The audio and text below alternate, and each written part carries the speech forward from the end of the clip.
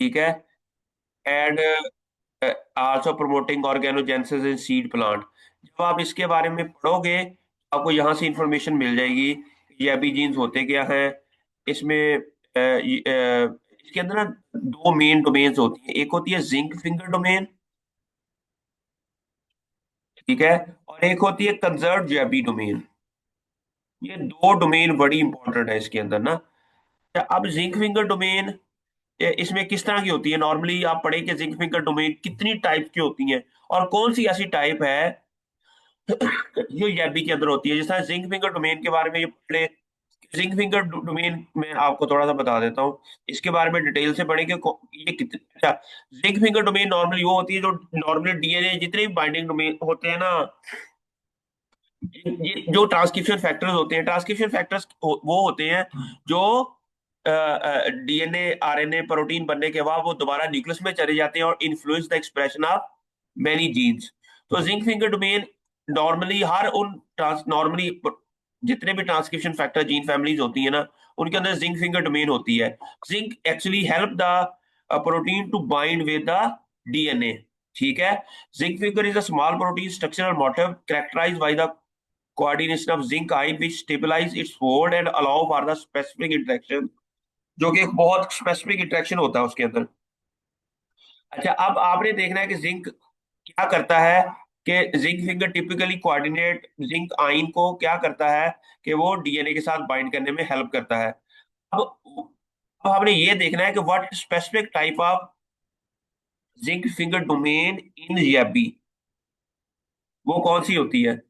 अब ये हमें बताएगा कि C2C2 होती है, इसमें क्या होती है, C2 C2 like conserve domain होती है इसके अंदर। अच्छा, member of the having character to conserve C2C2 zinc finger domain like domain towards the amino terminus and helical loop helix which has made the YABBY domain. अब आपने ये देखना है कि आपकी जब हमने मैं अभी नेक्स्ट इंशाल्लाह आपको बताऊंगा कि ये जो डोमेन है ये एनालिसिस हम कैसे कर सकते हैं, लेकिन फिलहाल आपको ये पता होना चाहिए कि जो C2C2 डोमेन है ये होती क्या है, ठीक है। इसके बारे में आपको इंफॉर्मेशन ये मिल जाएगी। ये देखें ना जिंक फिंगर, ये डिफरेंट तरह के मोटर्स होते हैं। ये देखें ये यहाँ पर है, यहाँ पर वो कह रहा है कि जिंक फिंगर है, इसके अंदर अल्फा बीटा गामा, ये एनएलएस होता है, इसके अंदर न्यूक्लियर लोकलाइजेशन सिग्नल्स होते हैं कि हेल्प करते हैं इसको कि इसने न्यूक्लियस की तरफ जाना है। और हर जो प्रोटीन होती है उसका एक एन टर्मिनल होता है और एक सी टर्मिनल होता है। तो मैं एक बताता हूँ कि डॉफ के अंदर जो जिंक डोमेन होती है ना, डॉफ के अंदर भी zinc domain zinc finger domain होती है। अब ये देखें, ये होती है C2C2 बच्चे। अब यहाँ पर आप देखें ना, अ, ये एक मिनट, इस प्रोटीन को अगर हम इसको इमेज को सेव कर लें,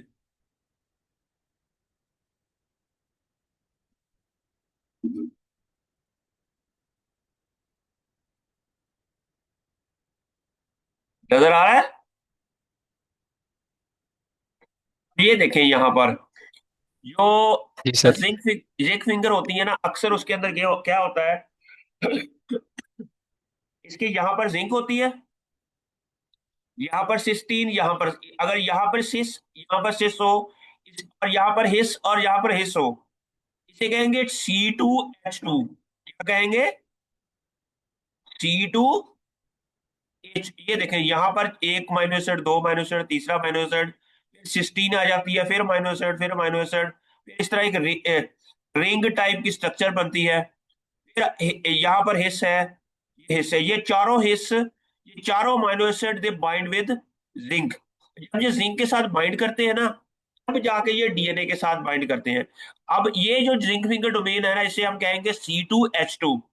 लेकिन अगर यहाँ भी C2C2 हो, यहाँ भी C और C हो, तो इसे हम कहेंगे C2C2। फिर हम क्या कहेंगे, समझ आ रही है। अच्छा, जी सर, आ रही है समझ। लेकिन अगर यहाँ पर सी यहाँ भी सी हो और यहाँ एच हो, इसे हम कहेंगे C2H, C zinc finger domain. अब आपने देखना है कि आपका जो जेबी होती है उसके अंदर जिंक फिंगर की कौन सी टाइप होती है।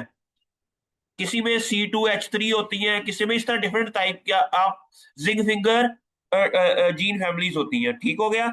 आपने ये देखना है कि आपकी उस जो स्पेसिफिक सीक्वेंस है उसके अंदर ये C2H2 है कि नहीं। ये मैं फर्दर आपको नेक्स्ट, जब आप उसका डोमेन एनालिसिस और जब हम अलाइनमेंट करते हैं तो अलाइनमेंट से भी हमें पता चल जाता है कि कहीं आपकी वो जो चीजें हैं वो है उसमें अंदर कि नहीं है। जस्ट लाइक ये देखे ना, यहाँ पर भी ये C आ रहा है सबके अंदर, यहाँ भी C है, ये C2C2 हो गया ना। ये देखें अमीनो एसिड, ये C जो है ये तकरीबन सबके अंदर आ रहा है यहाँ पर, और ये भी C। ठीक हो गया। फिर आगे होगा H2H2, ये H है यहाँ पर फिर H है, दरमियान में ये रिंग वाले अमीनो एसिड्स हैं। अगर तो ये आपकी उस सीक्वेंस में आ रहे हैं तो इट मींस दैट ये C2H2 है। ये क्या है? अच्छा, सी इसी टू तरह एच ही टू ये देखो जिंक है, ये H है, ये हिस्टिडीन है, ये सिस्टीन है। ये इस तरह के zinc finger motive DNA binding. ठीक है। आप ये देख रहे हैं, ये जिंक है, यहाँ पर ये हिस्टिडीन के साथ ये इसकी अल्फा हेलिकल स्ट्रक्चर्स है। अब आगे चले जाएं। फिर डिफरेंट तरह के आपको जिंक फिंगर जो डोमेन होती है उसके अंदर लार्ज फैमिलीज होती हैं, इसके अंदर बहुत ज्यादा फैमिलीज होती हैं। जो जिंक है, हिस्टिडीन है, ये स्टेबलाइज करता है जिंक आयन, जिसकी वजह से ये बीटा शीट बनती है और वो हेलिकल स्ट्रक्चर बनती है, जिससे ये डीएनए के साथ बाइंड करती है। सिमिलरली आप यहाँ पर आपने इस तरह की स्ट्रक्चर बनानी है बाद में ना।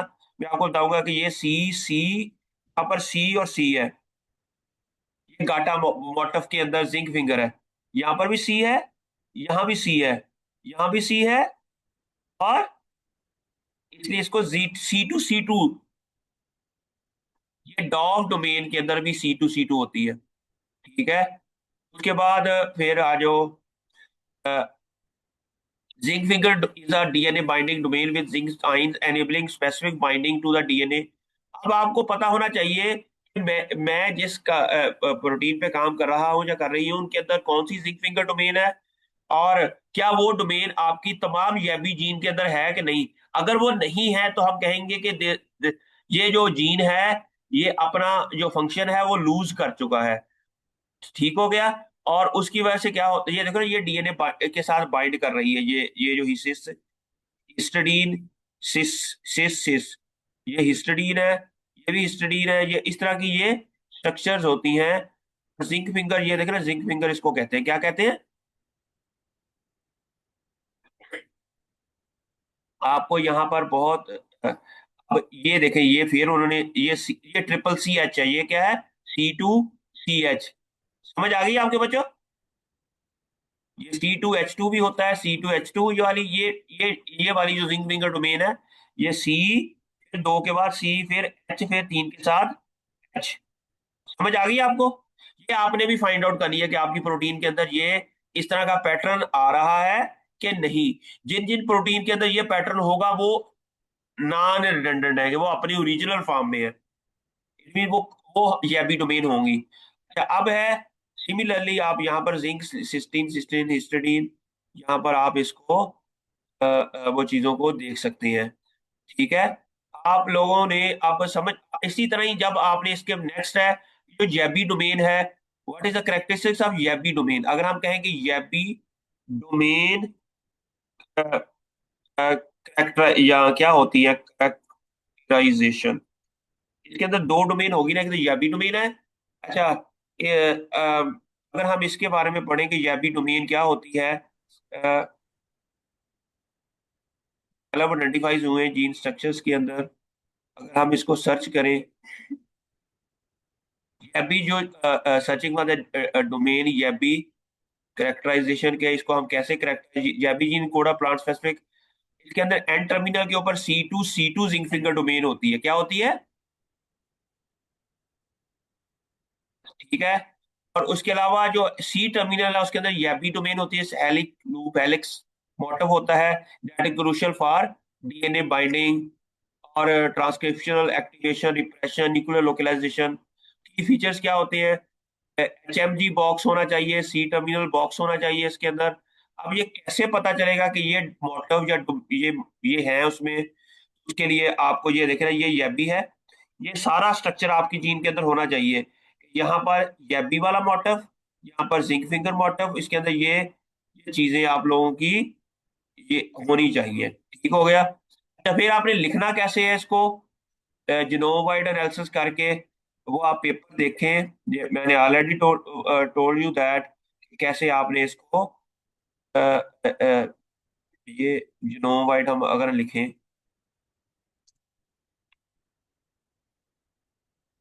ये देखें ना यहाँ पर अगर ये देखें, अब अब्स्ट्रैक्ट है, फिर आगे है इसका इंट्रोडक्शन। इंट्रोडक्शन में उन्होंने क्या किया, लेटस के बारे में बताया हुआ है पहले। लेटस है क्या? आप ही अपनी क्रॉप के बारे में बता देते हैं। लेटस जो है इसकी जो leave morphology is one of the most important agriculture trait. अच्छा, लेटस के ऊपर क्यों काम कर रहे हैं? वो कह रहे हैं कि लेटस की जो लीफ मॉर्फोलॉजी है ना, वो बहुत ज्यादा इंपॉर्टेंट है। क्योंकि हम लेटस की ही हम क्या खाते हैं? लीफ खाते हैं। और इसकी मॉलिक्यूलर मैकेनिज्म क्या है लीफ डेवलपमेंट का, अगर हम उसको अंडरस्टैंड करें तो हम इसकी लेटस की जो मॉर्फोलॉजी है उसको हम चेंज कर सकते हैं। ठीक है? तो leaf development, particularly the establishment axial protein is regulated by a precise genetic network. So in Antronium is the first mutant। भी उस लोगों ने कहा कि इसके ऊपर इतना काम हो चुका है कि इस तरह की लीफ की मॉर्फोलॉजी को चेंज करके लोगों ने, इसलिए हम चाहते हैं कि इसके अंदर लैटेक्स के ऊपर अभी तक काम नहीं हुआ। हम चाह रहे हैं कि इसके जीन को मॉडिफाई करके हम नई से नए जो पैटर्न और पैदा कर सके लेटस के अंदर ना। तो ये उन्होंने फिर बताया हो कि ये इन एपिटॉप्सिस ना, ये भी ये करता है, ये इसको पैटर्न को ये करता है। इसकी YABBY is initially express in leaf primordia and फिक्सिन। आपने भी ये कहानी सारी बतानी है कि यबी के है क्या, और उसके अंदर डिफरेंट जो जीन्स हैं उनके फंक्शंस क्या हैं। और इनो सी आर नॉर्मली अपग्रेडेड है फ्लावर स्पेसिफिक जीन्स है। और फिर इनकी डिफरेंट डाइवर्सिटी कितनी है डिफरेंट प्लांट्स के अंदर, ये भी बताना है आपने। और ये इस तरह जब आपको ये आप समझो एक दो पेजेस का ना सिर्फ आप लोगों ने इसका introduction with latest information with new information that has not been publish before, आपने उसको पूरे पेपर्स को क्या करना है